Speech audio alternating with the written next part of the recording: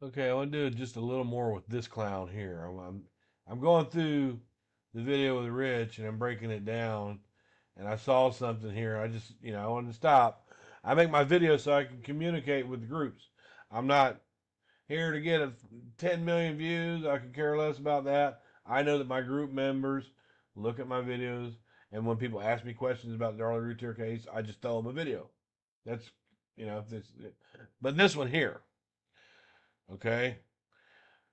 First off, Rich asks her how she became involved in the case. And she said that her mother was a true crime buff, which is fine. And she said she knew about Darlie's case from the time she's about 7 on. All right. And then years later, they decided to do a podcast, a true crime podcast, just, probably to have some fun with it, whatever. And her mother said, well, we need to look at this Darlie Routier case because something ain't right here. And she said that she took a look at it and Sully couldn't get the timeline to fit. She couldn't make the timeline fit. And she's like, oh, well, there's something wrong with this here because this timeline don't fit. All right. Well, there's your first fucking mistake. If you listen to the expert, Barb Davis, who Mama Darlie loves so much, on the Lisa Gibbons show, she said there is no timeline. There is none. Anybody with any common sense knows there is no timeline. If you want to say, people say there's a timeline in every crime. Okay, on this one, the timeline started as soon as Darren shut the bedroom door and laid down that night. Because then she had time. It's bet that here's the probability. Darren goes to bed. She's brewing hot and mad. He was late with getting Dana back, and that damn boat and that fucking car, and we need this, and we got denied the loan. She's down there boiling, right? Boiling. So the kids are asleep. And in the quiet, with nobody to bitch at, she's laying down there boiling at Darren. She just got done asking for a separation. She's laying down there steaming. He's not kissing her ass like he normally does when she threatens to leave him. One time he put a gun to his head. He would just pussy whoop. But this time, he just went on upstairs and said, fuck you, feed you beans. He wasn't going to beg. He may have very well, after she told him she wanted a separation, he may very well have said, you know what? That sounds like a good fucking idea. And then went to bed. Her expecting him to just, oh, please, baby, no, don't leave me. I'm going to anything you want. This time, she said, I want a separation. We've got to have some time apart. This time, he said, you're right.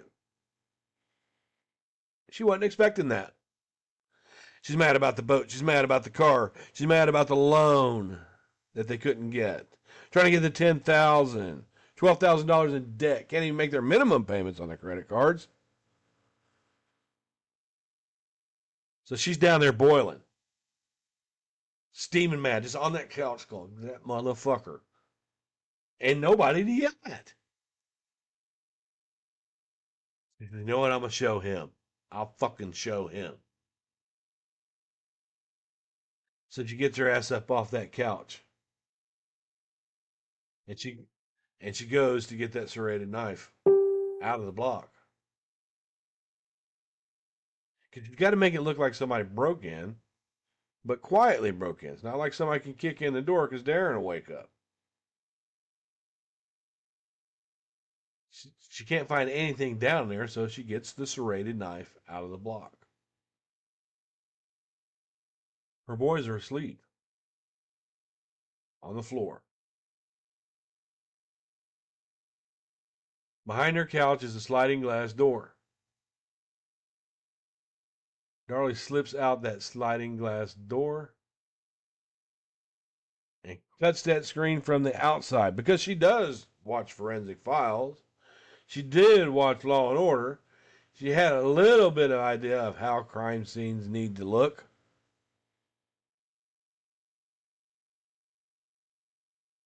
So she cuts that screen from the outside, and she makes sure to not go and cut it from the inside because you can tell.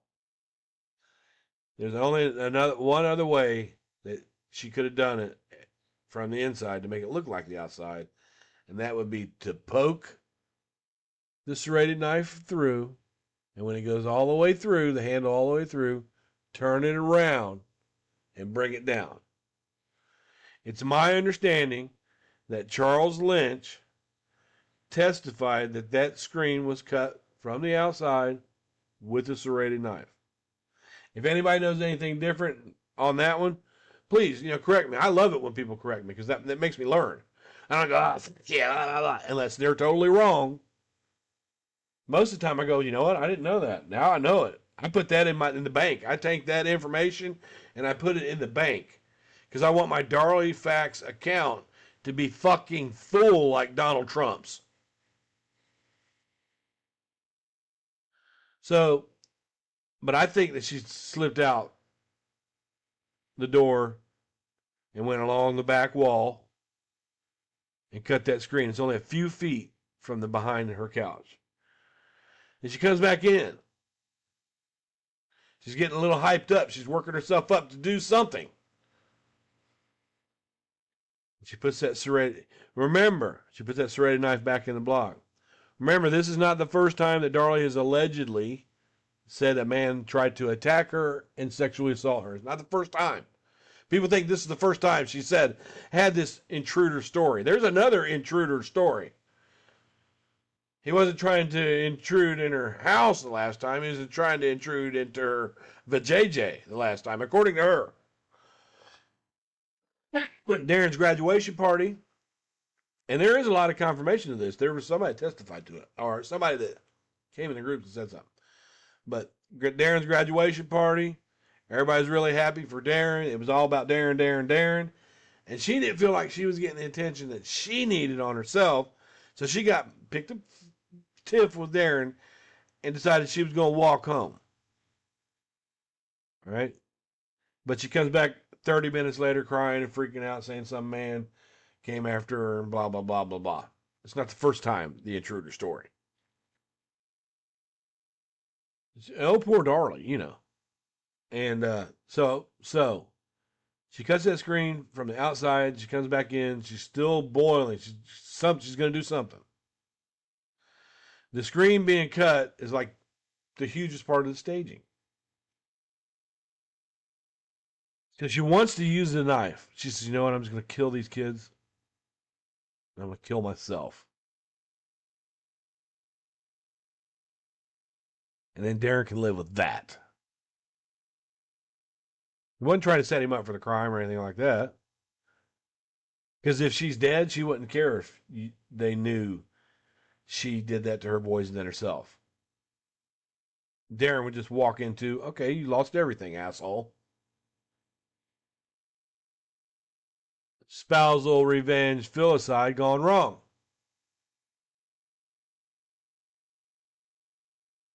Please comment below this. I want to see if people follow me on this. So she says, I'm going to kill those kids. Then I'm going to kill myself. Her adrenaline starts flowing. Boom, boom, boom. Devin's laying asleep. He don't even know what hit him. She gets him once. He wakes up. He kicks at her. Knocks that knife out of her hand. Drops it on the carpet. She picks it back up and hits him again. She's also trying to hold his face a little bit. That's why he's got bruise on his ear.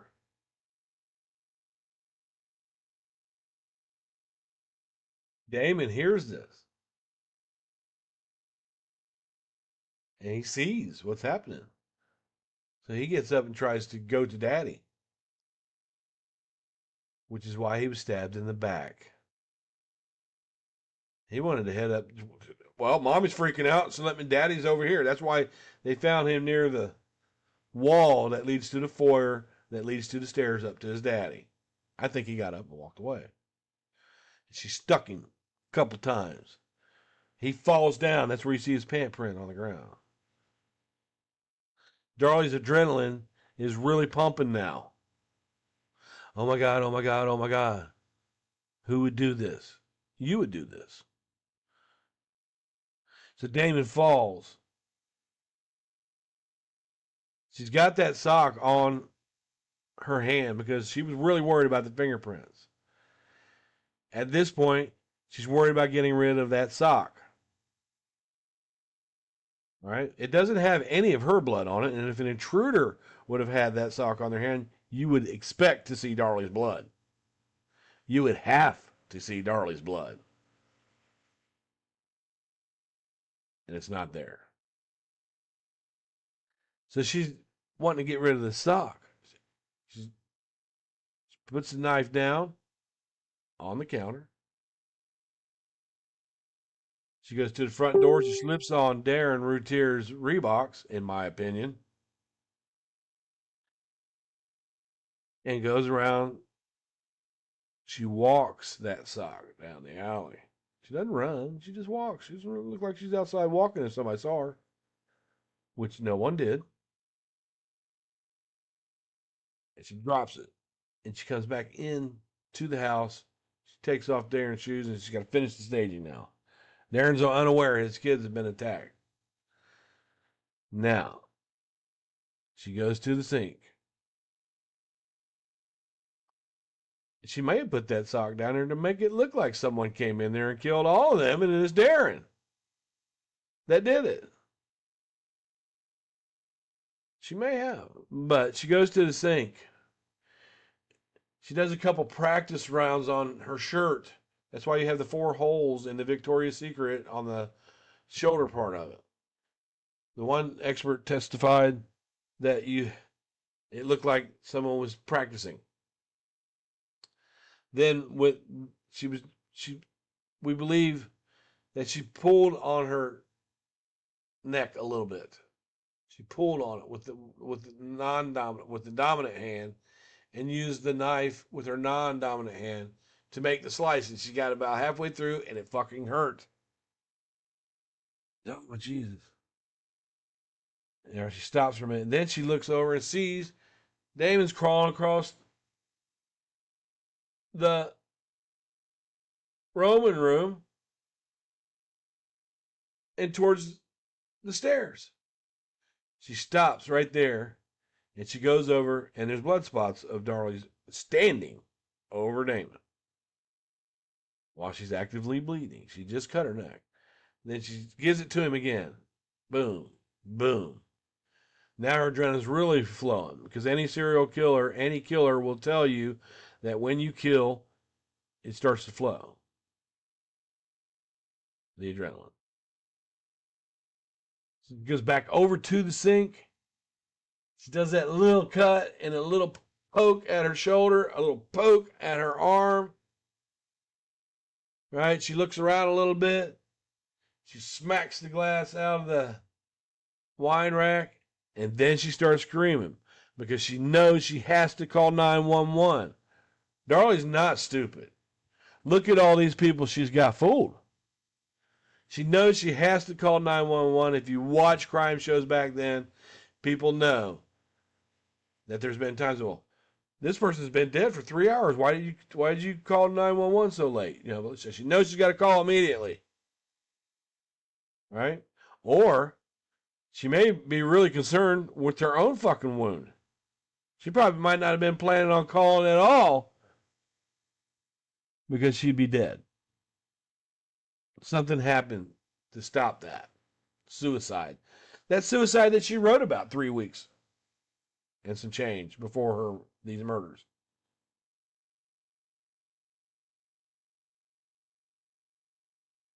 So she smacks that thing out of there. And she knows that she has to call for her husband because people would say, why didn't you holler for your husband? And she can't even do that right. She knows that Damon could still be alive. Devin.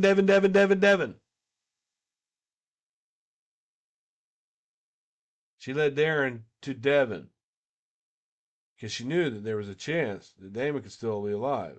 When she stabbed Devin, he just laid there. He didn't move a bit. Damon was up and trying to run away from her. I don't believe that he was walking behind his mommy. I believe that he was trying to run away from her and she attacked him again. But she has to account just in case his blood stains are there. Oh, well, he followed behind me. I told him to turn around, stay here. The kid's not screaming at all. He's mortally wounded. Not screaming, not yelling, not crying. If Darren could hear a glass break, then he would hear Damon crying, and it didn't happen. Didn't happen that way. Devin. Her alibi was set, staged, the scene from the first comment she made on the 911 call. If you listen to it, very telling. Someone came in here, stabbed me, stabbed my children. I was asleep on the couch.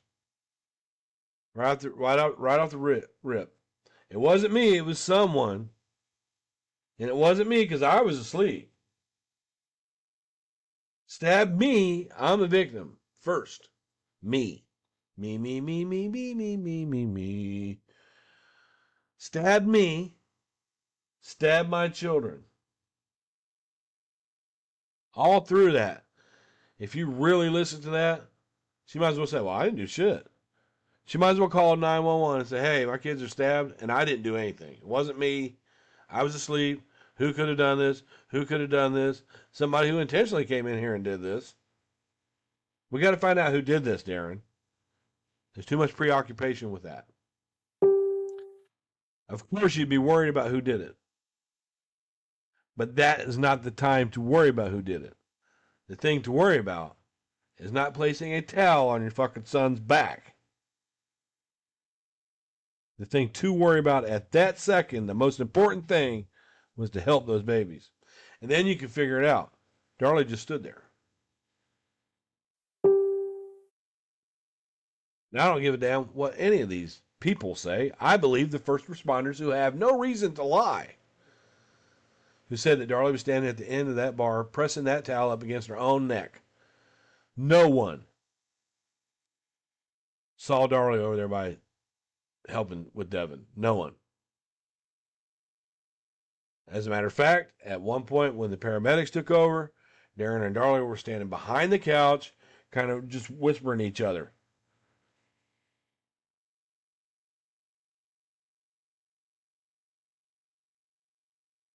So right off the rip, I believe that at first, Darren believed her story. All right? Check this out. This is my theory. I think that Darren believed her story at first that some man came in there. But I only think he believed that for a day or so. I think after, when he made his report at first, that he felt like his wife had been attacked by some man that came in there. And he put that out there publicly. But I think later on he started to realize that she did this.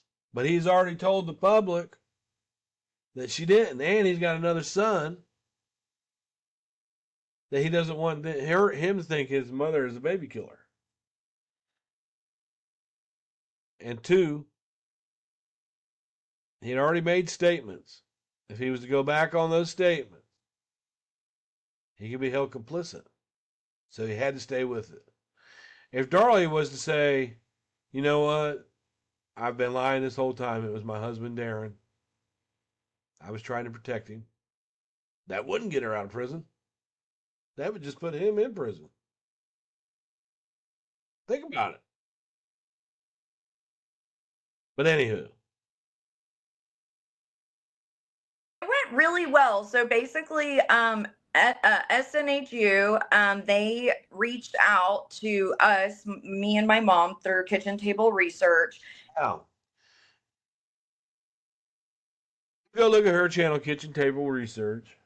She puts a lot into it, and she's got potential to do true crime, but it's just not a big channel.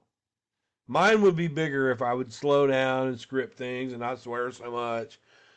But I'm not worried about being a big true crime channel. I've been there. I've done that. I'm using my platform to stop the lies. Darlie Routier is guilty. That's what I care about. If I could change one person's mind and get them to see, you know what, she's guilty. Good. Good, because it's for the boys. Those boys are in the ground. And I see these people consistently lying over the years. And it's not just the family. It started with Darlie Key. She was the worst liar. Horrible. It's like her sister or her daughter. Horrible. She would blatantly say something that you know you can go research and find it wrong. Darlie Key tried to tell us that they were going to bring a chopper out there. It was so bad, her wounds were so bad, they were going to care flight her in. But there wasn't room for them to land it there in the cul-de-sac. She told us that one time. You can land a chopper in a fucking driveway if you know what you're doing. But they keep continuously lying. That pisses me off. It's like every time they lie and say something like, well, Darlie's DNA was on the outside of the sock. I don't hear Darlie's DNA was on the outside of the sock. What I hear in my head is, fuck them kids. I want her out. That's what I hear. Literally, whenever they lie, I hear fuck those kids. I hear another knife wound. Every lie. That's what it's like to me. That's why I'm so fucking passionate to this. My description of what the lies have done and what they do to me, how I react to their lies, has not changed from day one. It's like another stab to them boys, to me. You might as well have a knife in your hand and go, and it pisses me off. So I become aggressive and assertive. I'm a little less aggressive and assertive than Darlie was with her two kids, though, that night, getting her point across. And they had been wanting to cover a case that there was a possible wrongful conviction in. Look, so these people, these criminal justice professors and criminal justice students, were looking around on YouTube one day and they saw SULLY's channel. They're like, wow, this is amazing. Please go look at Kitchen Table Research. And maybe you can see why that accredited criminology professors with the crime scene investigations classes, you can see what they would see in SULLY's channel. And they would go to themselves, we need to get a hold of that woman. She can help us find this case. It's got wrongful conviction, unsolved. Blah, blah. Because all these crime students that are getting ready to become real lawyers and cops and private, they wouldn't have a clue how to find a case like that without SULLY. Right?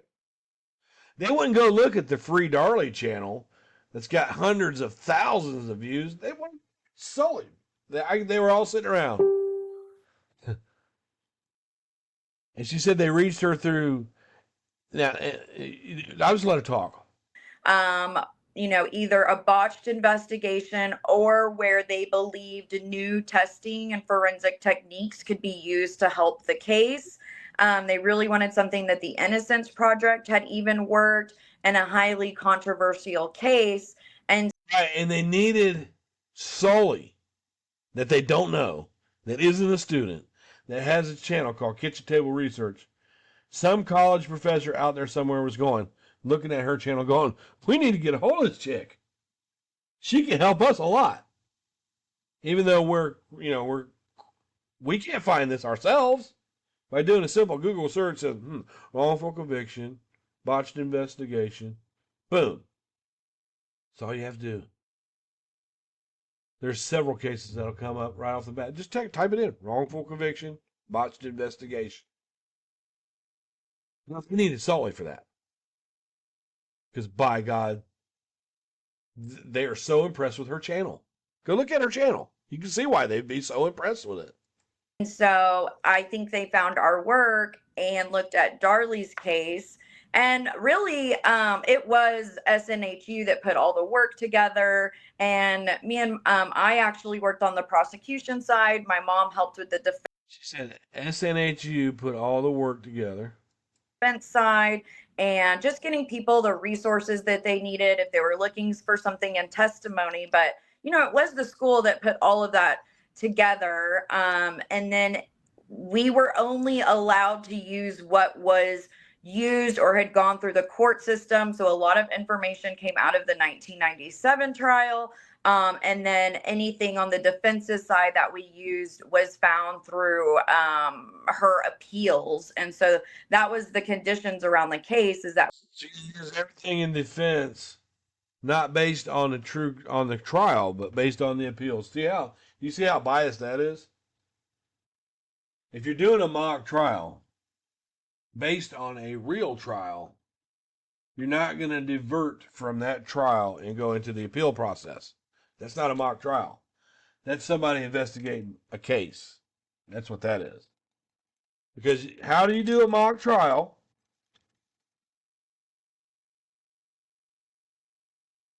See, the mock trial would be to get the verdict. And you can't get a verdict on somebody's guilt, right, in the beginning of a trial by going straight to the appeals. She said that they could only use the appeals on the defense side. we had to use information that came from, a legal entity, whether through appeals or affidavits or whatever, that had gone through, Rowlett or Dallas. Affidavits are not a legal entity, but they are legally binding. So if you put down an affidavit and file it with the court, and then they come back later and find out that it's true, you know what I'm saying? Not true, then you can be charged with that. But they're not proof of anything. Police department. So, I actually, I'm pretty competitive, and I was actually pushing for the prosecution. I really wanted, some of these kids to get in their mind that Darlie was guilty. You can push for the prosecution, right? When you're doing a mock trial, you can make some points that's pushing for the prosecution. And you're very competitive. So you're pushing for the prosecution, right? But online, you say the prosecution doesn't have a case, they haven't done anything, they lied here, this is wrong. But when you're competitive, you can push for the prosecution. Think about this, people. This is where I'm good. I mean, I don't want to toot my own fucking horn, but I use people's own words and body language against them. I've always done it all my life. You know where from out of the mouth, there the heart is. And then see if my mom and her side, the defense, could defend themselves. And I think they both did an amazing job when it got, and I wasn't, Mom did an amazing job. None of us were allowed to be in the room when our mock jurors, 12 people, went in to deliberate, and it only. And notice how she's using those quotations? Because you can't successfully do a mock trial online. You can't. Because that's nothing like a real trial. You can't see body language, you can't object, there's a lot of things that you can't do. And remember, they're basing this trial that she claims happened on the defense appeals. Only took them about 5 minutes. There was one person that thought that she was guilty, but they couldn't go for the death penalty. And okay, if you go look at the video that we have up of Sully from her Marcus the Bunny TikTok, she's announcing that for the last year, SHU and we have been doing this mock trial, and the verdict is in. Do you want to hear it? You want to hear it? Not guilty all the way across the board. Those are almost her exact words. Because their other peers had all gone not guilty. Now you have to remember, these kids are in criminal justice. So he said he was going to, and I was able to view the video after the deliberation, but he basically said, since he was the only one that thought she was guilty and he couldn't go for the death penalty on her case, that they settled on not guilty across the board. So that was pretty interesting to see a group of maybe, peers that are more likely to know the criminal justice system and what their thoughts on this trial was. But there was a lot of no ways, that didn't really happen. And it's like, yes, we know that it really did. Yeah, You know what I mean? I'm trying to remember. So Here is somebody that's fighting for someone's life, that's on death row. Allegedly, her cause for being here is because, by God, Darlie is innocent. She just said something I didn't hear before. That's why I'm going back over this. She said, I was able to see the video. Right? Let me tell you something. If I was a Darlie Routier supporter, the way I operate, and some college said, hey, we need this, blah, blah, and they contacted me about this case, I am screenshotting and recording every fucking bit of it so that when there is a not guilty or innocent across the board, that I've got proof of it. Look at these crime students. But all she has is fucking bells and whistles. No proof. It's all coming out of her mouth. Who claims she's an expert, who claims she's a private investigator. it's been a long time. I got in touch with you. You can go and listen to Kitchen Table Research on Spotify, I think. You can look at their episode, and they'll tell you all about how when Darlie moved from Altoona to Lubbock, how they married Denny Key. Yeah. They married Denny Key. Darlie Key married Denny Key. And they keep telling us a whole lot about Denny Key all through this uh, video or podcast. Oh, and she'll tell you all about her sister Dawn in that podcast too. You know, this expert right here. Through Tara, right? Yeah, and through Danelle. Yeah. Yeah, they kept, well, you had been, you had been sick at that time when you had, and so they said, as soon as Rich is better, we want you to meet Rich and tell him your thoughts. And gosh, that first day that me and you were finally able to get on the phone together, we talked for hours about, what I had found. Notice on this podcast, or anytime she's up there with Rich, she never introduces herself as a private investigator. Nor does she announce Rich as a private investigator. She does that on Reddit. And she says her PI friend and her were working to get me locked up or something. All right? Blah, blah, blah. And then Danelle leaves that big ass post claiming that I have stalked her, did all this. And she says I wouldn't want nothing better for him to be in jail. And Rich put a thumbs up on that. And I asked him, why would you put a thumbs up on it? He said, I just probably just randomly, I just randomly did it. I said, so you'll put a like on a comment that you didn't read just because it's coming from Danelle? I said, are you doing that, in the Darlie case too? And I did tell him this stuff. Stuff that I was able to, bust the myth on or whatever. And, of course, you've been working on this for so long. You had names and people that even to this day, when I look at some of your work, I'll flip through. There's names and stuff I've never even heard of in this case all right, look, there's names that you never heard of in this case. All right, like a month ago. But on Reddit, you posted that you were an expert in this case. It's in your writing. Anyone can check Hail Your Selfie on Reddit, combined with the Darlie Routier, and you can see all about this fake ass bitch right here. you did before the Innocence Project picked it up. And so, I say if for anything, Darlie has brought us together, and it made me want to get into private investigations and the cases we've taken on. I think we've been able to help some. Darlie has brought them together. Man, break out the violins and the fucking champagne. Look at how good vibes that Darlie's spending out. She kills her kids. It brings people together. God love Darlie. Families out, and I want to continue to do that, you know? Yeah, I know the AL case that we do. I know their family they're very grateful for the work that you've done. Very grateful for what I've done. And we actually, I know you traveled, what was it, 11 or 12 hours to get there, right? Yeah, basically, yeah. Yeah, yeah. It was, if I recall, I think it was about 5.5 for me. Of course, when we went down there, we got hit with a hurricane, which was interesting.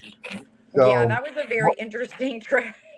well, Sully, if you would have stayed, you would have seen how much worse it got. The front doors of the I'd love to have been a fly on the wall or on the ceiling of that car that they traveled in. Right? Because I know as much shit as this woman talks about me. Right? I know damn well they were talking shit about me. There's no possible way. It's human nature. All right? He don't like my theory. He don't like me. He never said anything about me as a person, but he really does not like the shit I come up with, even though because he has to agree with it. She don't like me at all. There's two people that I'm their adversary in a car alone for 5 hours. I can't believe for 1 minute Rich said, Brian's a good guy. If you don't come after him, he won't come. I can't see it. and Rich, and Sully knows, and I know. I'm no dummy. the hotel where we stayed at got blown right open.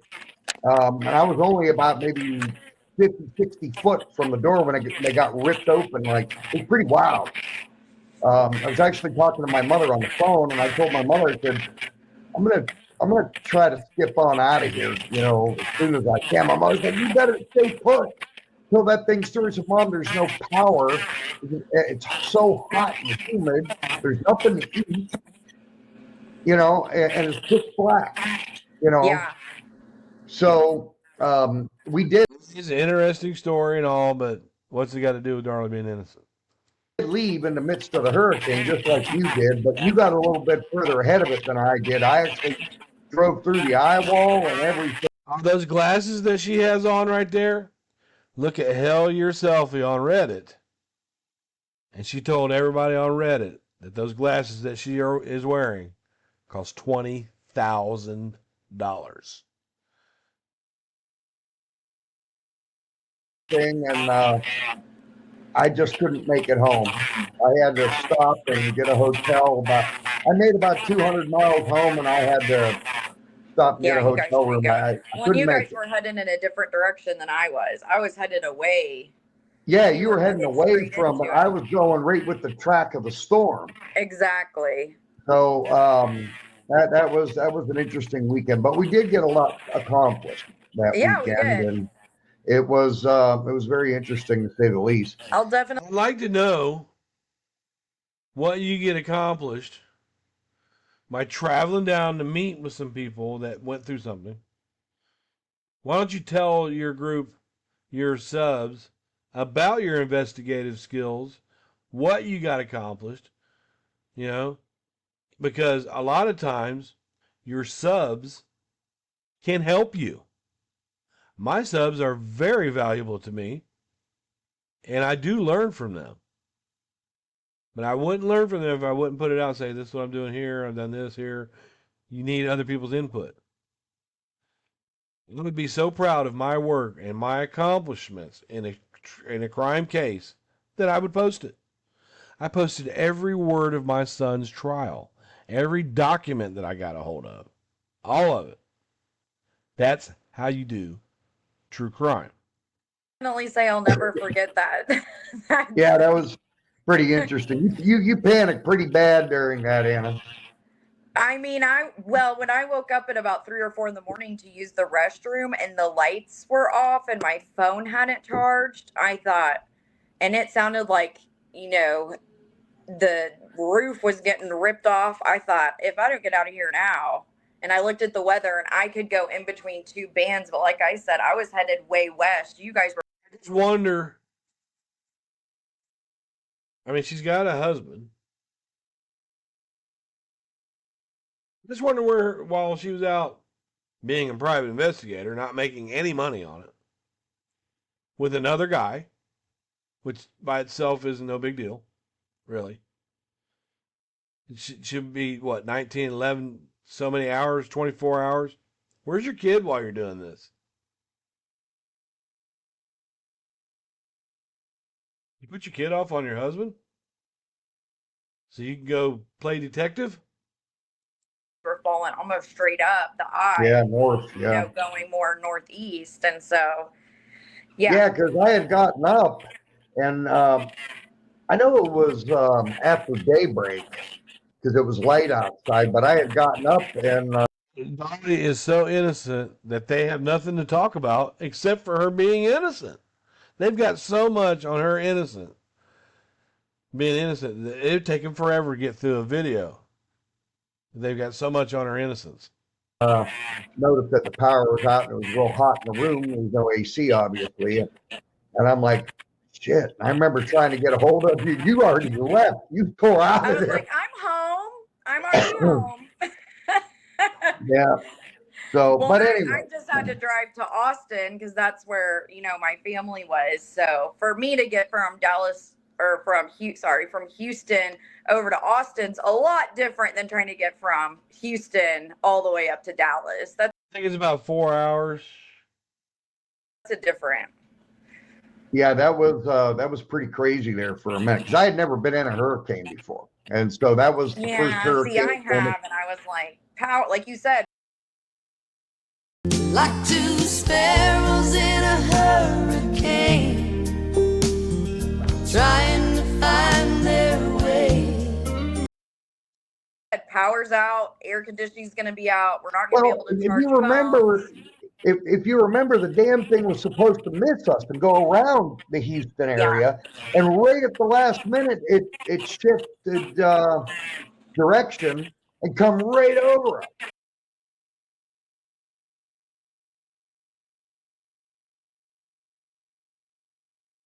Houston, say again, please. Houston, we have a problem. So, Yeah. you know, because we remember we were putting in consideration on leaving early because of it, and then I'm like, oh, I think it'll be okay. Well, it wasn't okay. That got pretty bad there for a minute, but it was interesting to see it. But I don't particularly care to go through it again.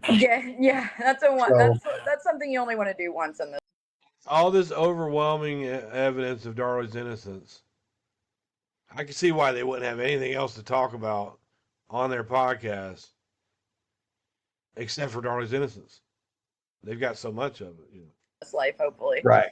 But anyway, now, Sully, I know you got to know Darlie Key, you got to know Danelle Fugit real well, which you know I know them very well as well. And we actually got to go to one of their family festivities not too long ago, which was awesome. Really had a lot of fun. We got to meet a lot more of the family there. And we were able to sit and have a face-to-face conversation with Darlie Key, which I always enjoy talking to Darlie Key. I do too. Yeah, and Danelle too. I love them both. I think they're both awesome. Yeah. I if it wasn't for the Darlie Routier case and it wasn't for the differences that we have, if I were to meet Darlie Key or Dana or Danelle out in public, I don't see anything wrong with them. Like Danelle, oh God, she's the cutest little girl. And watching her cry and be all cocky,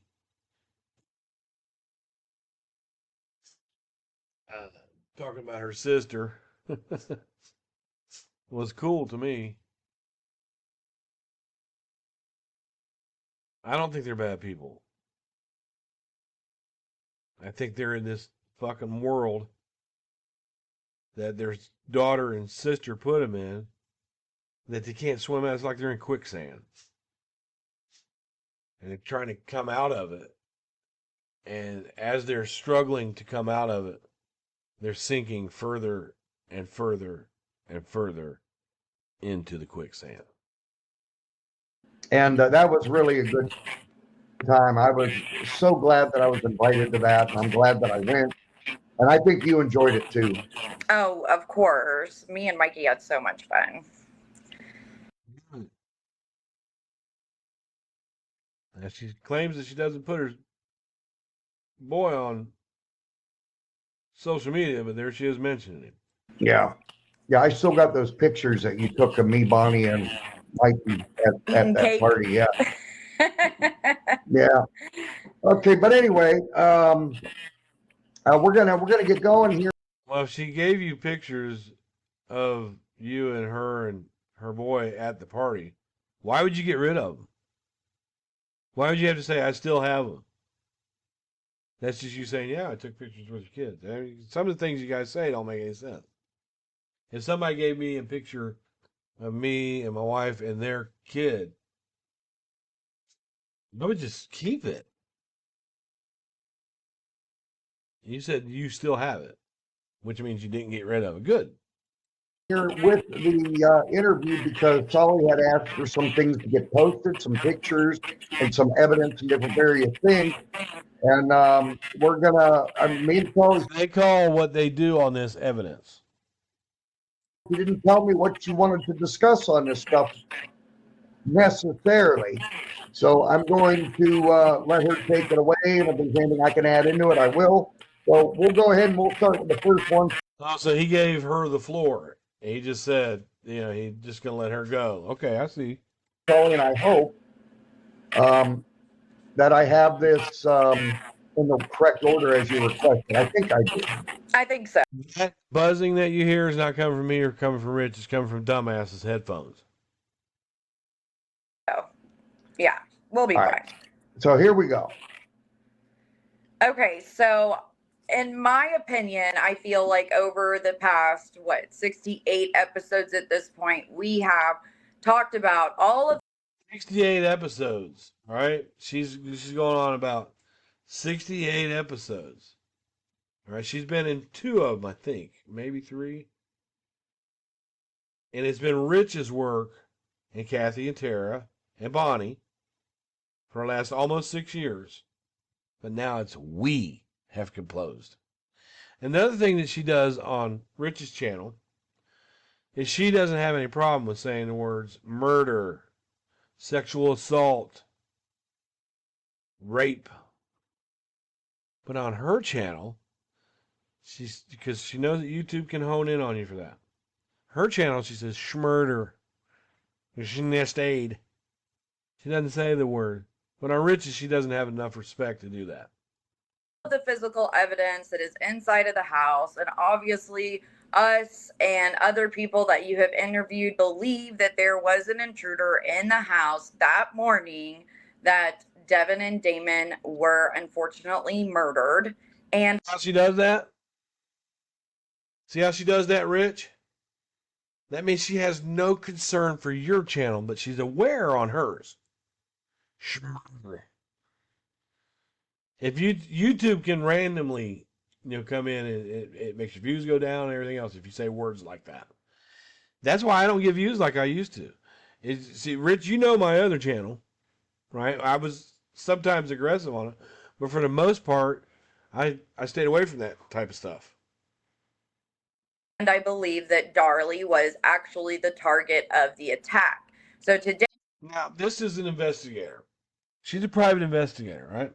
And she believes that Darlie was the target of that attack, even though Darlie did not have any straight down wounds into her vital organs. Devin and Damon did. Darlie was sliced. The boys were stabbed. There's a difference between and.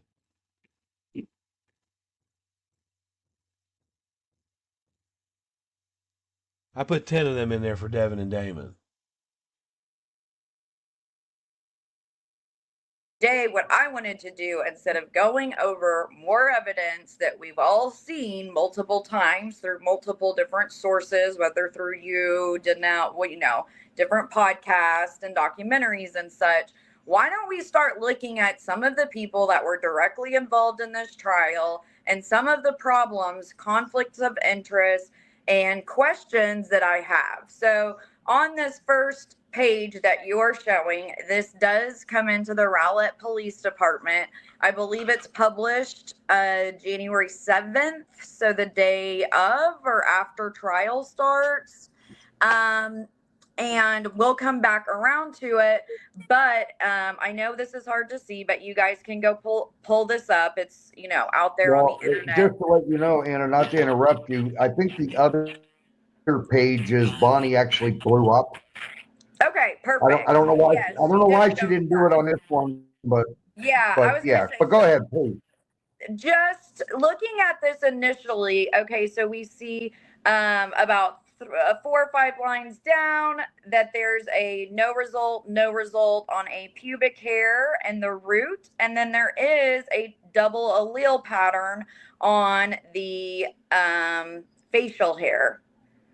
So to me, coming in initially, you think, okay, well, as of today, that has never been matched back to anybody in the family, friends of the Routiers, nor any of the police or EMTs on the scene that day. That makes me think that that it does give credence to an. Are you trying to say that they took a pubic hair from every first responder, every responder on that scene to compare it? Now, if I'm wrong about this, let me know. Seriously. But I can't see them saying, Mr. Wally, you need to come here. We need one of your pubic hairs. Did that happen? Comment below, please. Intruder, or B, that this crime scene was contaminated. From a pubic hair. Her investigative skills tell her that the crime scene wasn't contaminated. Because by God, you can't be in the car with your boyfriend or girlfriend and give them a hug and maybe a kiss and get a pubic hair from an armpit or a pubic hair from, you know, that from just holding on to somebody.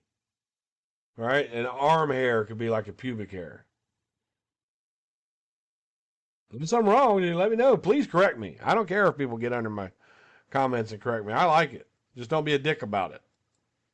It could be, but let me also say this, because and I know the non-supporters love when I use this reference, but in my conversations with Darlie, I had asked her once if she could tell me, give me a list of the names of the people that were in her house up to 6 months prior to the murders. And she said, I can't remember that because there's really so many. The only problem with it, I mean, I think it's worth investigation, of course. Right, Rich is nicely telling her that the pubic hair don't mean a fucking thing. So a pubic hair contaminates the whole crime scene. To Inspector Gadget here.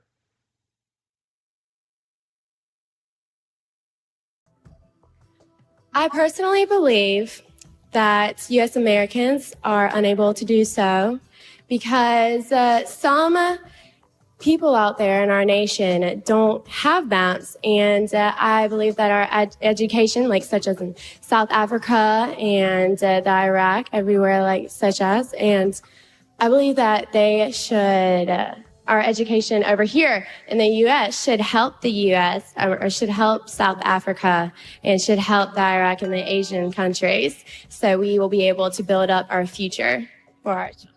Thank you very much. Pack it up, you guys. Pack it up. Shut you down. Turn the groups off. Shut it all down. Delete all your videos, all your comments, all your files on the case. Because Sully's got it figured out here with this pubic hair. Right. That's the dumbest. To be an investigator and even one that, let's say they could identify a pubic hair. If it was a visitor or something, which probably it was, they come off of us all the time, people. Right? A lot of women shave their shit. Some don't. I prefer to. But just from walking, especially if you got shorts on or something, those minute hairs do fall off of us, and they can fall off of someone else in public and land on your pants in public, and you don't know it's there, and you come sit down at home on your couch, it falls off. You have a pubic hair from somebody that you don't know in your house. Think about it.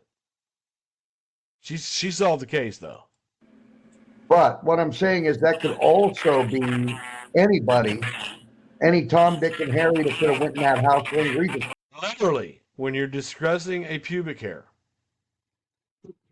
he said Tom, Dick, and Harry.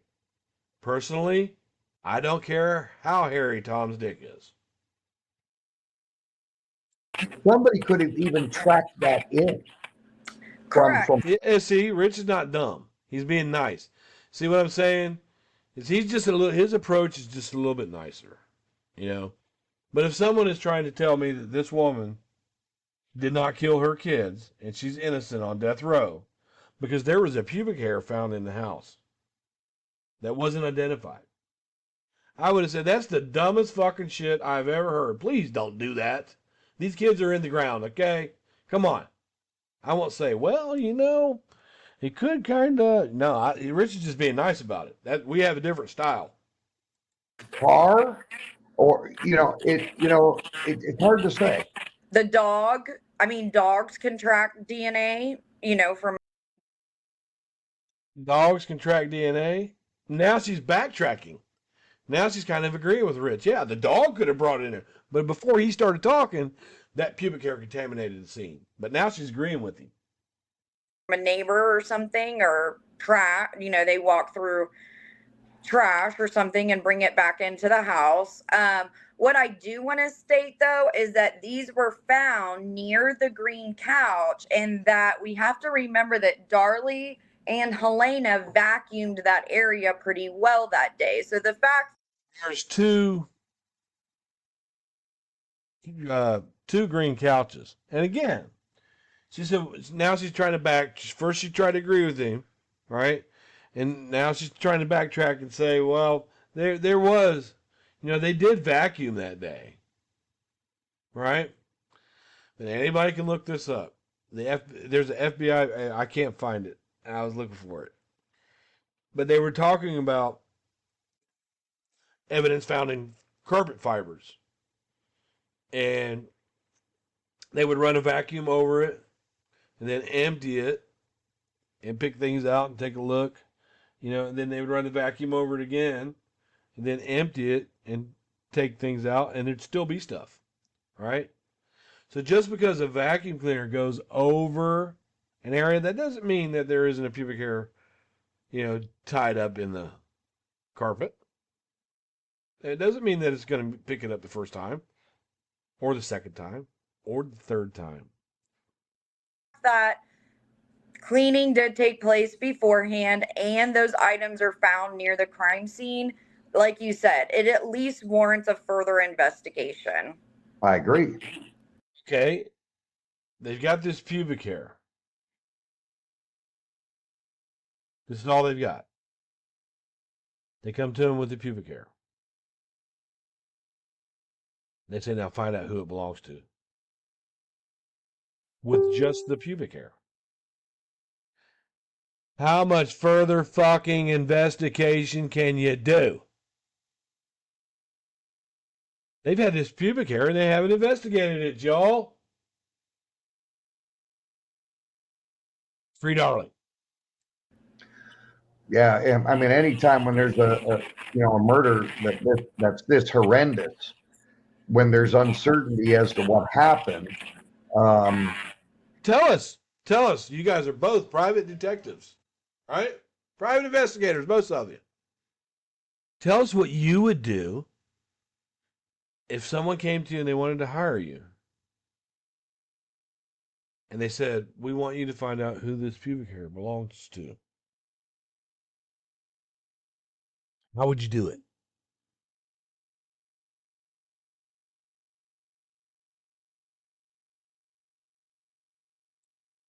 Clearly, there should have been more investigation than there was. Well, and I wish, because this came out, I believe, the morning of the trial, that the defense never had the opportunity to hire a forensic analysis blood. Why did they have the opportunity? The defense has the opportunity to hire whoever the fuck they want to sit on that stand. Analysis, or back then I don't think they had like genealogists like we do today, but the defense never brings this up. Did they just miss it because we know Mulder was up against a massive time crunch? Or just miss what? That the pubic hair wasn't identified? Or are you missing something? Again, you're both private investigators. Somebody brings you a single pubic hair, and all they want to know from you, they don't give you any other information. All they want to know from you is, whose is it? How do you do it? Or were they not able to get an expert in to, defend that on Darlie's behalf? To defend what? When you still talking about his pubic hair? Yeah. Okay. Very good. Very good. What do we got here, Sully? That's just the second half. And of course, you can tell the Routier family has this 24, 26, 24, 25 allele pattern. This document also does show that Devin and Damon are Darlie Routier and Darren Routier's biological children. So I'm glad. Thank you. See, because without your intense investigative skills and your vast knowledge of true crime, we would have never known that Darlie Routier and Darren Routier were the actual parents of Devin and Damon. You just broke the fucking internet with that. Yeah. Okay. Okay. So this. Now, when she put up Mary Rickles' picture, Rich giggled. Because I texted him about this. I said, she doxed 2 people on your channel? And I'm not going to tell you his response. He's asked me not to. I'm not doing it no more. And unless somebody accuses me of something that's different. But I can put it like this. Rich is aware that there are 2 doxes on this channel. We have discussed it. I was told it was going to come down. It's still there, which is fine. That's his channel. I don't care. I don't care that they did this. But you consider this, right? Mary Rickles is a person who said, hey, we might have something here because these 2 guys, on the night of the murders, she took the time to call and say, hey, I might have something for you here. I'm going to give you a lead. A possible. And she brings herself out and she tells her story. And this dumb motherfucker right here, this lady wanted to help Darlie. And she goes on about her drug past. What she does is, if you listen to her, she's trying to help Darlie, right? She doxes Mary Rickles. And she shows you how she's not credible at all. Because she does drugs. This person right here, who smokes a lot of weed and does drugs herself, which is no big deal. I think she's doing more than what she says. Because there's a comment on Hail Your Selfie where she says her husband has to lock her medicine up from her. But anyways, she This woman is trying to help Darlie, and this idiot is discrediting her. That means if there were some people out there that were listening to Mary Rickles' stuff, read her testimony, they said, well, Darlie could be innocent because of this.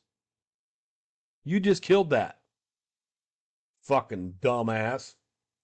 That's the best way to prove somebody innocent, is to dox the people that testified for them and tell us about how bad their drug history is. That's a good job. Is a woman who testified for the defense. Her name is Mary Rickles. And for those of you that know the Darlie Routier case, you know this because she testified on behalf of the defense. And she even clarifies twice that this woman is testifying on the defense, for the defense, twice. The Routier trial in 1997. Her story states that two men were at her front door. She describes one of them. I don't have the exact description pulled up, but basically describes one of them in like a darker running tracksuit and the other one as a cowboy with a cowboy hat on. Now, this knock came to Mary Rickles' door about 2 a.m., so about 30 minutes. She's stating this as a fact. And what, she lives about a mile from the Routier residence? I want to say it's 0.6 of a mile. So not even a mile. Somebody comes, knocks on her door. She has kids in the house. And when she tells them to leave off the front door, she hears them going around the back of the house. Now, Mary Rickles did not call 911 that night, which raises a lot of questions, but also I can't say for certain that this dumbass here stands up for Mary Rickles' story, but then she goes back and kills what she just stood up for by mentioning her mental health, and drug history. It's like, listen to Mary, but don't listen to Mary because she's a drug addict. Oh, what the fuck? You are hurting the case for Darlie Routier. You have, ever since you have took this case to look at, you do nothing but hurt the case. The family should be fucking embarrassed of you. You sit here and you blame Darren for shit that Darlie was into herself. Because I'll tell you one fucking thing. I'll believe Beja over any one of you motherfuckers. Because she ain't got no reason to lie. You think of one reason why Beja's got to lie. Rich said, Darlie told me she's never done cocaine in her life. Beja said they showed her how to use cocaine and even described one night where they put it on a plate and melted it and freebased it. I said, well, Darlie says she's never touched cocaine in her life. And she's not. It's a fucking liar. I did that twice. And her response was the same exact. She didn't know about cocaine until she met Darren and Darlie. Cocaine leaves your system quickly, right? And I'm telling you now, I don't believe there was a big drug den going on there in 55801 Eagle. I just don't. I believe they might have dabbled a little bit in coke, just a little bit, but not much. I'm telling you, I don't believe that. I never will. I don't believe drugs were involved in this at all. Because I can tell you now, when there was times during this case that I would be making YouTube videos, right? And I'd have 5 or 6 pounds of weed in my closet that I'm selling. All right? And me and Nicole made thousands and thousands of dollars selling weed. Right? I ran into more issues with just having that around than Darren would having a little bit of coke on a tray. I mean, I would literally, I'd have 5 or 6 pounds of weed in the closet, $7,000-8,000. And even then, it wasn't a drug problem. It was just me trying to make money to support my habit. That people always, I've heard my mom say, oh, one time I thought somebody was breaking in, but back then, like, the cops didn't take it seriously. I mean, it was one of those things that you just really didn't call in unless they were able. So, my mom, and I've heard other people living in the 90s, like, I might not have called the police on this. So we're going to give Mary the benefit of the doubt. But as you The reason she didn't call the police that night, because what are they going to do? Well, two guys came to mind. What are they going to do about it? They're going to be like, we're going to solve this right now. No, they have to catch the two guys, and they ain't got no way to do it. move forward, I believe why we've been able to tell why. The reason that she called the police anyway is because she heard about the Darlie story. It's like, oh my God, that weird shit that happened last night. I need to let them know.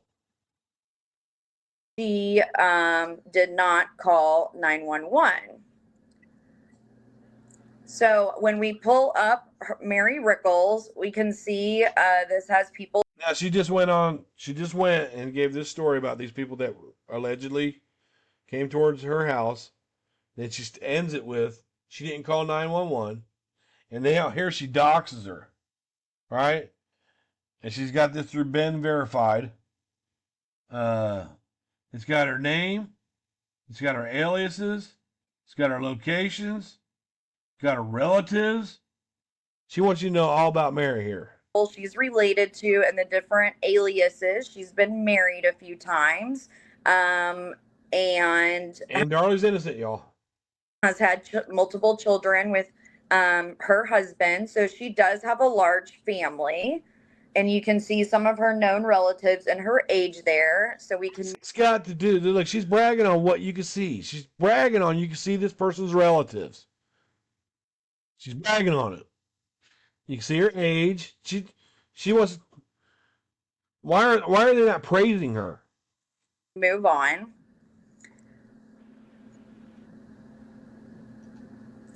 It says that Mary Rickles is on a government watch list. Now, if you continue moving. Let me tell you this. Government watch lists are not public information. It says, indicate the name Mary Rickles is on a government watch list sourced by the federal government for another government agency. What she's on it for is not public information. It really isn't. I'm surprised that she even got this. I guess now there's a way to see if you're on a watch list, but it will not tell why. Moving through that, the reason that she's on a government watch list was because in 19. Now look, she said the reason that she was on the government watch list, right? But she switches completely over to her criminal and traffic reports.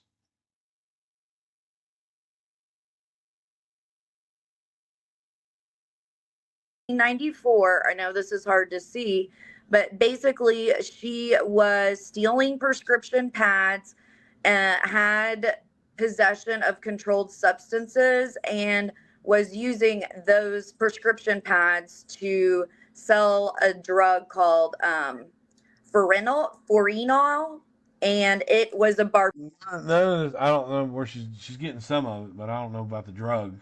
barbiturate that was taken off the market in 2022. So stay right here for me, Rich, okay? So the deposition date was February 14th, 1994. At this time, she owed a $500 fine to the court, and she was sentenced to 5 years probation. Okay, so this lady that tried to help Darlie by reporting these two men that came by her house is a drug addict and a criminal. Okay, you've educated us on that. So at the time that these two men knock on Mary Rickles' door, Mary Rickles is on probation. If we keep going forward, Mary Rickles did not stop her crime spree or her criminal ties after the Routier murders. Here in You might as well just say, Mary Rickles sat up on the stand and testified about this for Darlie, but y'all shouldn't listen to her at all. Don't listen to her. She got a criminal record. She does drugs. And she tried to help. What a dumbass. 97, she gets in trouble for fraud and goes back into the system. Oh, and by the way, in the state of Texas, if you present yourself as a private investigator, that's fraud. That's misrepresentation.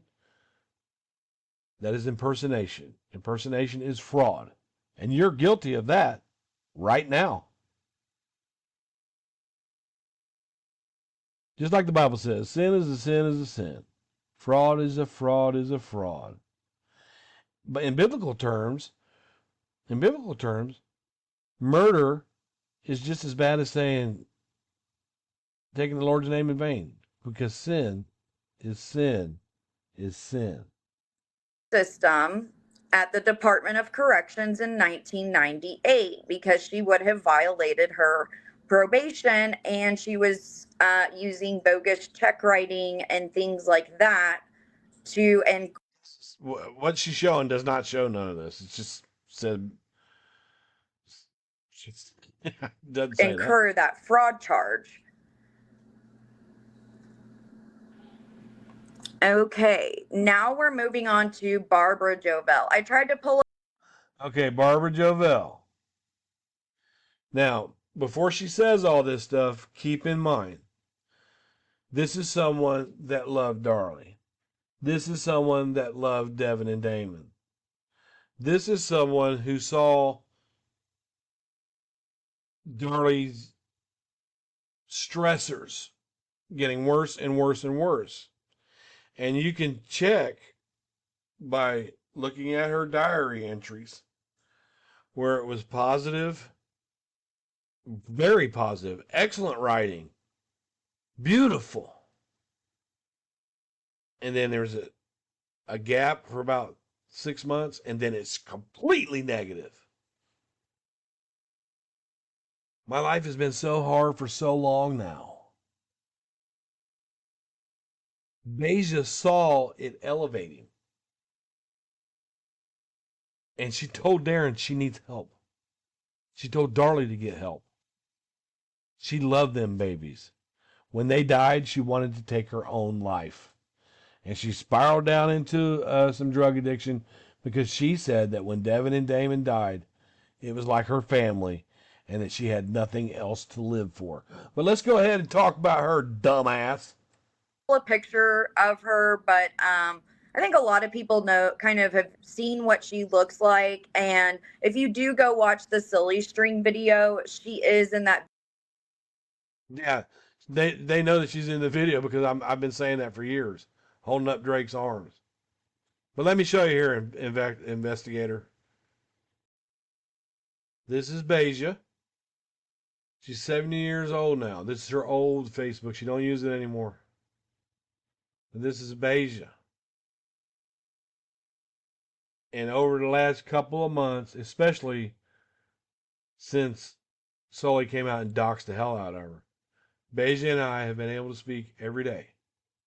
She is my friend. She is one of the only people that I know that love Devin and Damon that isn't kissing Darlie's fucking ass and disregarding their lives. I talk to her most every day now, and have for the last couple months. And I believe everything that comes out of her mouth. Because this is a woman who has absolutely no reason to lie. None. It tormented her life. So in the name of Darlie Routier being innocent. Video, she's the woman with the long hair holding Drake. Okay, so let's get into Barbara Jovell.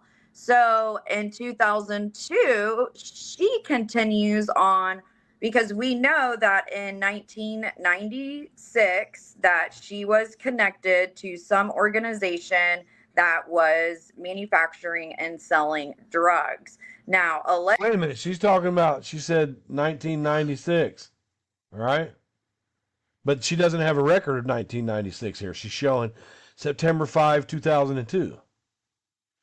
But she's talking about something completely different that she never shows. Allegedly, Barbara Jovell was a user and dealer of these controlled substances. It doesn't always state what the substance is, so I'm not. I tell you what.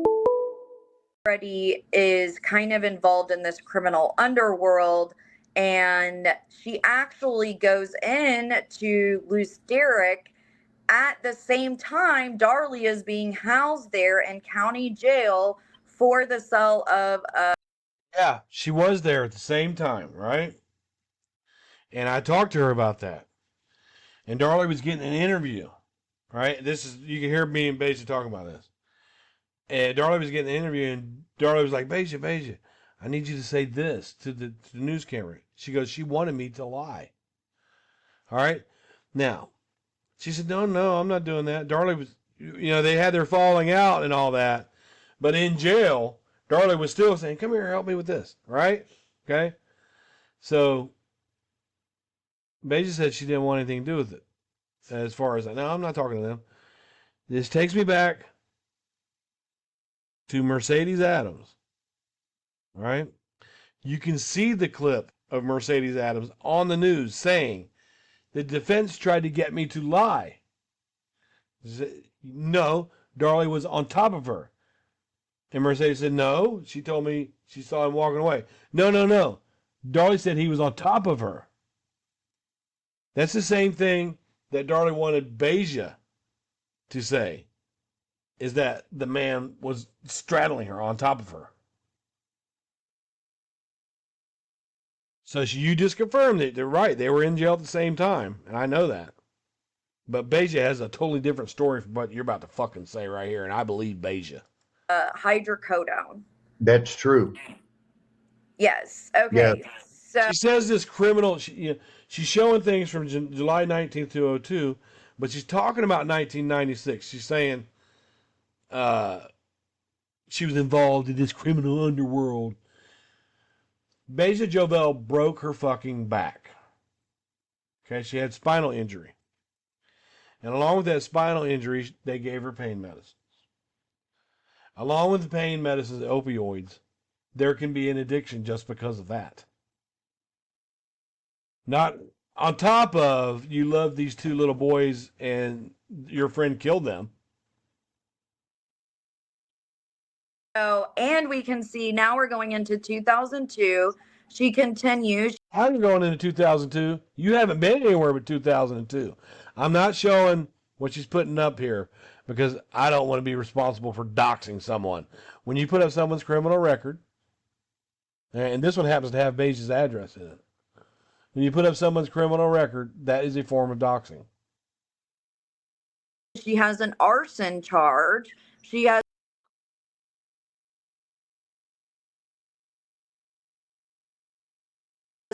criminal mischief. There's the The thing of it is, all right, I'll show you this. I'll show you this part.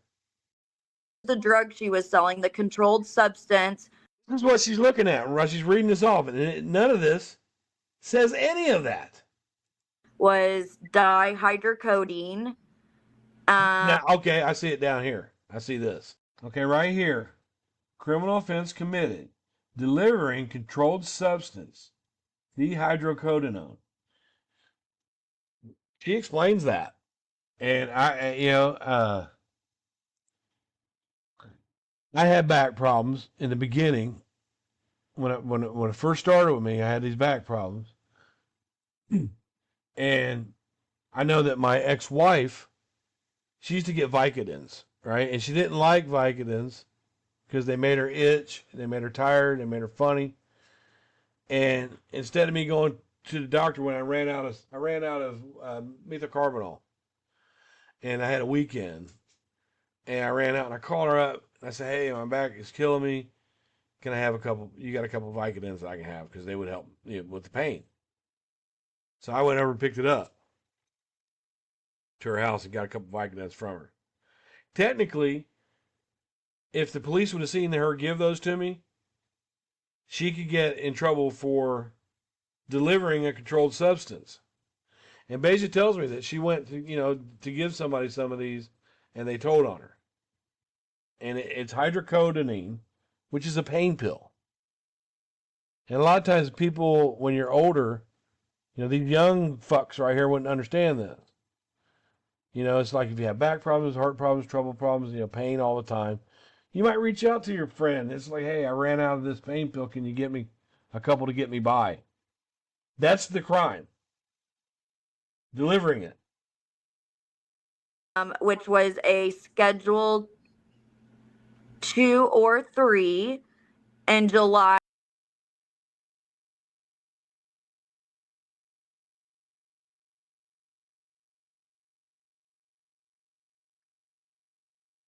She was also found in possession of 28 grams of a controlled substance. In 2002, she's caught again for selling It dihydroxy. doesn't say, it says 28 grams, but I don't see the controlled substance part that she's talking about. I haven't talked to Beja about being caught with cocaine, but that's not what she hasn't said that. So could the 28 grams be them weighing up pills? I don't know. Hydroxycodone, which at that time you would have only been able to get from a prescription. Yeah, because now you can get hydroxycodone without a prescription, right? It says dumb things like at that time you can only get it with. Anytime you can only get that shit with a prescription, dumbass. Remember that Mary Rickles was known for stealing prescription pads to write illegal drugs on. So let's keep going. Yeah, let's go ahead and discredit the person that testified to help Darlie. And let's go ahead and discredit Beja for stuff that happened after her friend killed these two kids that she loves. And after she broke her back. Let's do that because Darlie is fucking innocent, right? More about Rickles. She has unlawful delegation of a controlled substance. You mean Criminal Javel? mischief. And then if you keep going one more, she actually has an arson charge. So that one is. See, in this part right here, up above this, it shows Beja's address. I don't see the arson charge. I don't see where they're getting that.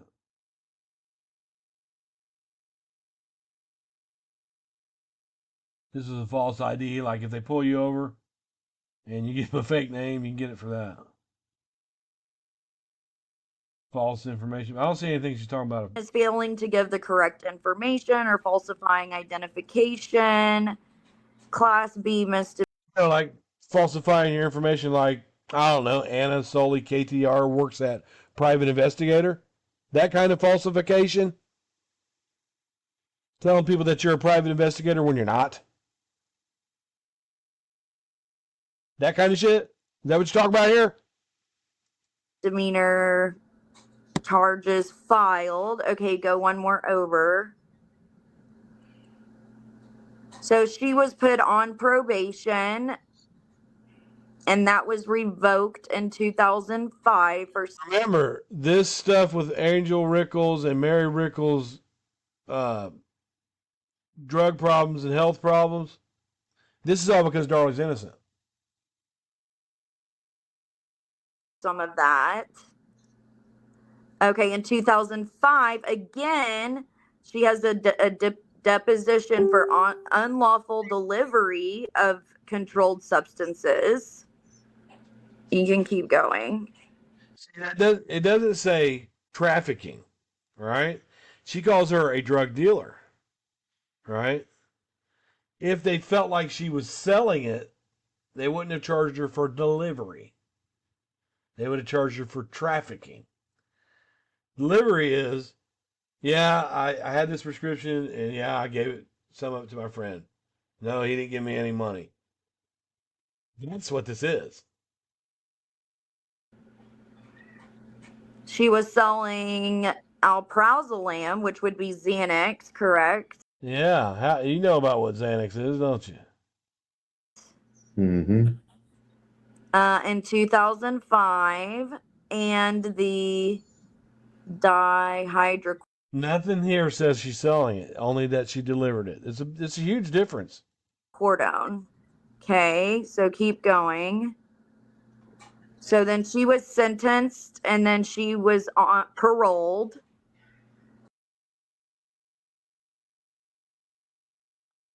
You notice right here, instead of saying, no, I didn't do it, no, I didn't do it, she pleads guilty.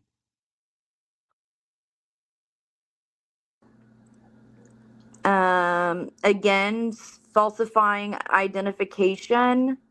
And then she moves in 2008, which I redacted that person's name because they don't have anything to do with this. You redacted someone else's fucking name, right? See, this is what I didn't catch before. That's why I went through this hour and 30 minutes.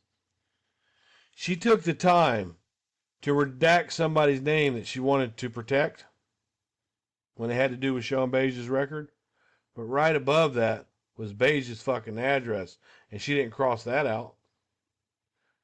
Oh, poor me. I don't want to be doxxed. Look at her. Okay. So then, like I stated, you can stay on this screen for a little bit or whatever. But in my opinion, when actually skip the DNA report and go to the evidence log, Rich, if you could. Back, are you talking about this one here? Look, this is her way of investigating. She goes from discrediting someone who was trying to help the investigation to showing you the criminal history of somebody that testified against Darlie, right back to the evidence. And nothing. Go one more. Very good. Here we go. Good. Okay. So right here in the evidence logs that are taken from the Routier house, and it's pulled up larger, is it says 2 baking sheets, 1 large pot, 1 lid, 1 razor blade with white substance, 1 2.5-inch straw, and 1 gray tray. Now, why did Rowlett police never test that substance or give Darren a toxicology screen? I have to. I said that's not the man I saw. That's why. They didn't have to test that. What's that razor blade and white substance got to do with the crime? Tell me. Because you're about to make a big deal out of, right? Okay, so what's that got to do with the crime scene? Tell me this. 1/2 straw, right? White substance, right? You immediately call this cocaine. Well, how do you know? Because it wasn't tested. Some people chop up pills and snort them, especially Xanax. You snort a Xanax or a Soma or a Schwoo. That's why it says white substance. So how do you know it's cocaine? Investigator. All that this indicates and tells us definitely was that there was a razor blade with the white substance on it. It doesn't say cocaine anywhere. Well, this is very interesting that you're bringing this up, but like with the other ladies on the panel that had come up, I had asked some of them some pretty tough questions. A lot of them that I knew the answer. What did she bring up, Rich? You said there's very interesting things that you're bringing up. Okay, Angel had some problems with drugs, and Beige had some problems with drugs. That's very interesting that you're bringing that up. What the fuck has that got to do with Darlie's innocence, dude? But I'm sorry, I'm trying to ask questions so the public can get, a little bit more of a view and opinion of where you're at. So this, You really think she did something here? I ask you. Yes. Now, these are valid points you're bringing up here, and these. But she didn't bring up a single point, Rich. That's what I'm trying to tell you. Up until this point, she's never brought up a point. That's a good point. Angela Rickles had drug problems. That's a good point. Beja had some problems after her friend killed 2 kids she loved. What points did she just bring up, Rich? This is where I get a little bit frustrated. And not as you as a person. I don't hate you. I like you. I like Rich. But he's naive. Go back to the last hour and a half of this video and tell me, what point did Sully bring up? None. are facts. But this was what I ask of you. What relevance do you believe that it would have showing that there was a white substance in the Routier house on the evidence log? She's so dumb that she doesn't realize that those speakers, those headphones right there, are giving feedback. She should have them on her fucking head. The background of Basha Javel and the background of Mary Rickles. What do you believe that has relevance into the Routier murder? Exactly. Just like me, I would say, well, what the fuck does that got to do with anything? Why are you bringing up their name? Rich just does it nicely. What relevance does that? I'm not so calm about somebody I know that's stupid and is lying about this case for them kids. It's like Crime Weekly did that video with Danelle, and they kind of kissed her ass a little bit. They weren't buying it, but they kind of kissed her ass. So I made sure to put that 4-hour live that I did with Danelle all in their comments so they could see the real fucking Danelle, where she's not getting her ass kissed, where she's being called out on her fucking lies aggressively. I don't care about being aggressive to these people. I think about how aggressive Darlie was to those boys. Fight fire with fire, motherfuckers. I think it's relevant because when you open yourself up to recreationally doing drugs, and I'm not talking about maybe going and buying a few joints off the street. You know, today there's a reason why marijuana has been legalized in several states and cocaine will never be legalized is Cocaine was legal at one point. They actually used to put it in Coke. Cocaine is a much more addictive drug. because I think this shows that there was a criminal underbelly that you could Now again, she's the first one to use the word cocaine here. This is only a white substance. And even in the reports that she showed, it did not say cocaine. It's talking about pain pills. But she interprets that as this big fucking underground Carlos Escobar type of bullshit when cocaine is not mentioned in anything that she put up at all. She said the word cocaine. With all those pills, you know, they're not showing you all. I put that up in my other video. But they're not showing you all the different unidentified pills that they got from Darlie's house. They're not. There's lots of them. In my opinion, this white substance is probably a pill. Because if it was cocaine, they could have used that to lock Darren up and put pressure on him to talk. Well, we found coke in your house, so we're gonna lock you up for that. He's sitting in jail, right? His wife is in jail. His kids are dead. He doesn't have time to collaborate with her and make up shit. The Rowlett Police Department could have used this to their benefit if it was cocaine. They could have arrested him for that. And they should have. You're right. Because if they would have determined that that was cocaine, charged Darren with it, and threw him in jail, he wouldn't be kissing Darlie's ass. He'd be saying, okay, I want out of this charge. I'll tell you everything. That's exactly what would have happened. They missed it. can directly tie back to the Routiers. I mean, Baja worked for them. Mary Rickles lived less than a mile. Mary Rickles didn't know them at all. I She could be tied to this killing, though. believe that all of these people knew the same criminal gang, you know, whatever you want to call it, this criminal underbelly that is Criminal underbelly. Let's look at the word underbelly. A hidden, unpleasant, or criminal part of society. Hidden. Very good. is in Rowlett. And we have to remember that Okay, because these people that were around the case got caught in Dallas, you know, with with a few pills here and there. They're all combined. They all know Darren, and they all want to set Darlie up over a few pills.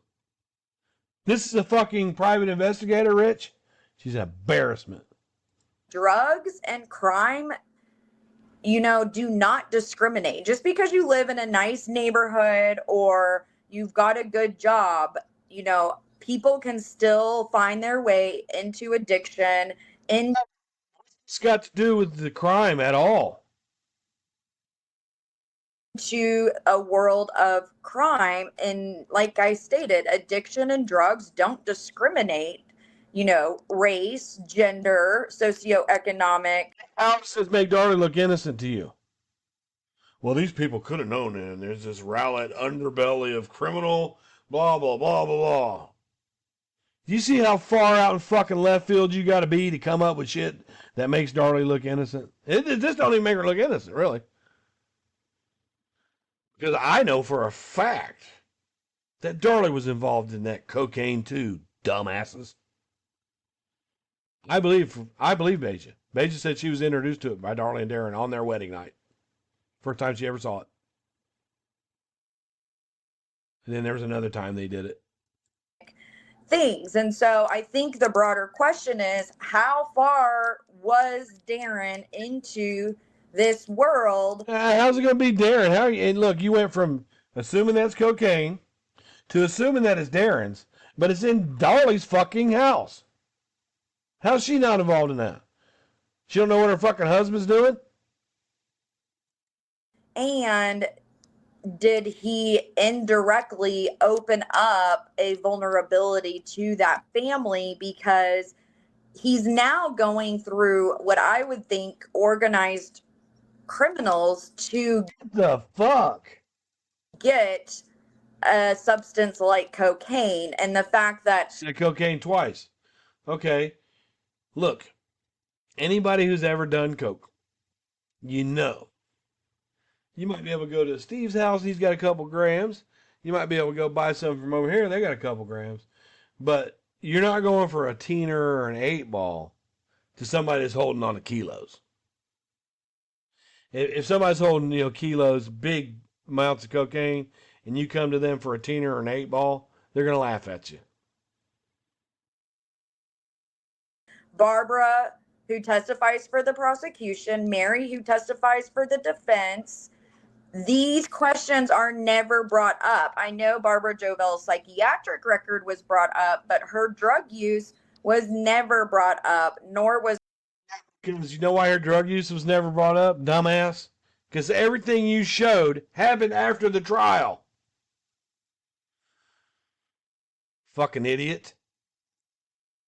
Her county stay at Luz Derrick in 1996, in the fall of 1996. So why did the prosecution fail to even drill Mary Rickles, considering she's on a government watch list for stealing prescription pads? When did she go on that government watch list? Why would they drill her?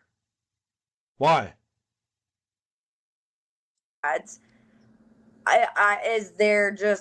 Did they not want that coming out? Because we know Chad Patterson was involved in a You don't know Chad Patterson was involved in nothing, you fucking idiot. drive-by with organized crime. Organized crime. Look how far-fetched you gotta be. This pisses me off. This dumb fucking bitch here. So in my opinion, it just shows that there could have been a vulnerability that Darren opened this family up to, and also in. Okay, so if Angel Rickles and Beja are doing little pills after the crime, and there's a thing of a white substance, you look at the rest of the evidence that they fought about out of the house. Darren is involved somehow. Darren has done this somehow because these people take pills. It has got something to do with Darren. Proximity, his work was next door to another known dealer who I'm sure you've talked to. Do you know Barry Fife is a known dealer? Do you have his criminal record? Do you have anybody telling you that they got drugs from him? about quite a bit. Oh, I've talked about him quite a bit. I know Mr. St. John's talked about him quite a bit. So both sides of the aisle, and you're referring to Barry Fife. I am. Yeah, I mean, I'm just gonna cut it short, sweet, and simple. That was basically Darren's drug deal. How can you say that when he's never been charged with drugs? You've never seen it. Nobody's ever said they got it from Barry Fife. Look at that smug look on your face, Rich. Seriously. He was basically Darren's drug dealer. But Darren and Darlie are doing the drugs with Beja. So if what you're saying is true, that means Barry is Darlie and Darren's dealer. Think before you talk, man. Right. But he also has a history and a background of other things that are not good. Other things that are not good. There's a report out there that has Barry Fife's name on it. 5013 Industrial Lane, that he still owns that he went to jail, and the charge is things that are not good.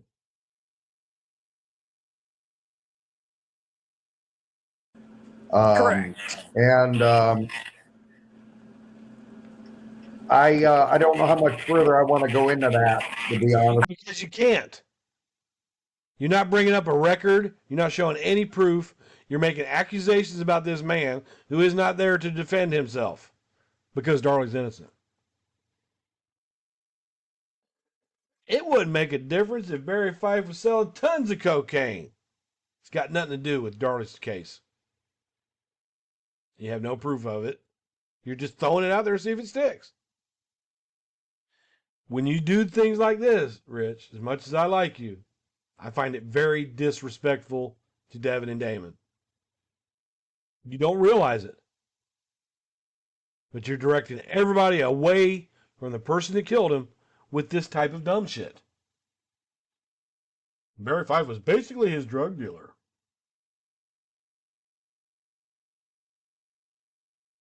I think it's just statistically that they're all in the same geographic area. They have the same connection. They're using some of the same controlled substances. Wow. She came up with all this shit. You know what? I hope you do become a private investigator. Using, dealing, manufacturing. They're engaged in fraud. Nothing here about manufacturing. There's nothing here about. And then she's got the nerve to say they're engaged in fraud. When this piece of shit right here is actively engaged in fraud as she sits there.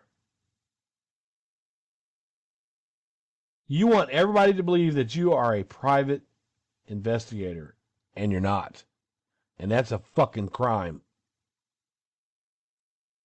That there was a side, a narrative to the Routier family that was never publicly posted out there during the trial. And I have a problem with that.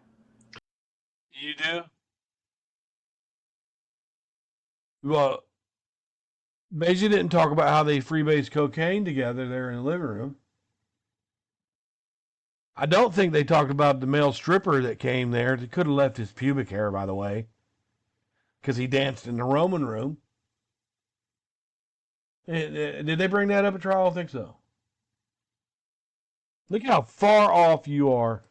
Well, you know, I always like to refer to the two New York City homicide detectives that actually went down there and went over everything in the case, interviewed Darlie, interviewed the prosecution, interviewed, you know, some of the defense for Darlie. And I mean, they even went as far as they tried talking to the Raleigh police and they wouldn't talk to him. And they went to Barry Fife and started questioning him. Oh, yeah, they didn't question Barry Fife. They went and they went to automatic. And that's where Barry Fife said I thought Darren did it. Okay, he can think what he wants. I used to think Darlie was innocent because I thought Darren did it too.